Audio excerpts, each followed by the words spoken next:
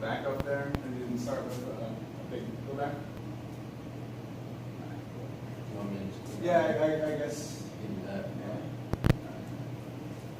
Yeah. My presentation's on Good People by David Foster Wallace and Good Man's Hard to Find by Flannery O'Connor.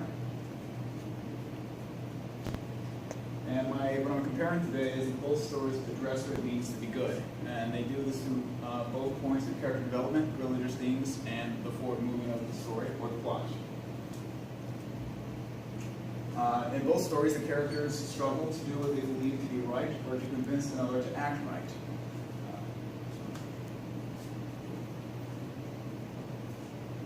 Okay? In A Good Man's Hard to Find, the grandmother's struggle with the misfit. So when the circumstances had happened, that this grandmother is ultimately pleading for her life with the misfit, and so she's trying to convince the misfit to do the right thing and going through her background with the misfit and ultimately trying to convince him to do the right thing. And there's some back and forth between the misfit and the grandmother as far as, well, this is not right, this is right, and we explore those themes, which is religious themes and the plot, a little later on, but ultimately there is this struggle and this back and forth as far as what is the right thing to do. And Lane's struggle, which is actuality versus skewed thinking. And because there's no actual timeline, we're not sure if this is actually happening, this is going to happen, because it's all happening within his head. And so, because it's only happening in his head, you tend to get skewed thinking. You don't think proper. You get emotions get caught up with the circumstances, which was dealing with the abortion, and so he goes this back and forth as to what to do with the abortion. Do we keep the baby? Do we not keep the baby? Do I do the right thing? Do I not do the right thing? And there's this internal struggle within Lane himself. Okay, the religious themes in both stories, we're going to explore those now.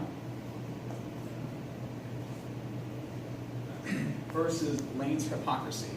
So he is a good man. He goes to a Christian school. He is a professing Christian. His girlfriend Sherry is a professing Christian. And so now that they've already committed fornication, which is sex outside of wedlock, now he has to decide what the right thing to do here is, because he is a good Christian man. The grandmother's hypocrisy is a very interesting aspect to explore because she's ultimately trying to force goodness onto the misfit. And she herself thinks that she's a good Christian woman. She's lived in the South her whole life. But she ultimately does not...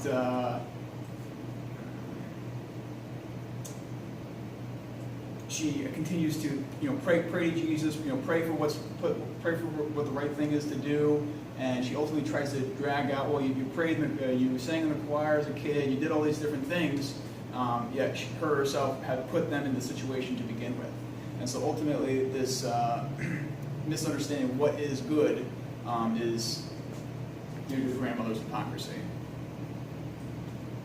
And the forward action of the story, or the plot, is going to be explored now.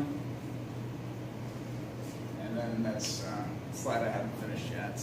But ultimately, it talks about how they're in this situation, and because they're in this situation, now they're presented with a choice to do the right thing or the wrong thing. And that's ultimately what both stories explore at the time. And then the next is just the conclusion of the 3 points that I haven't illustrated yet. Great.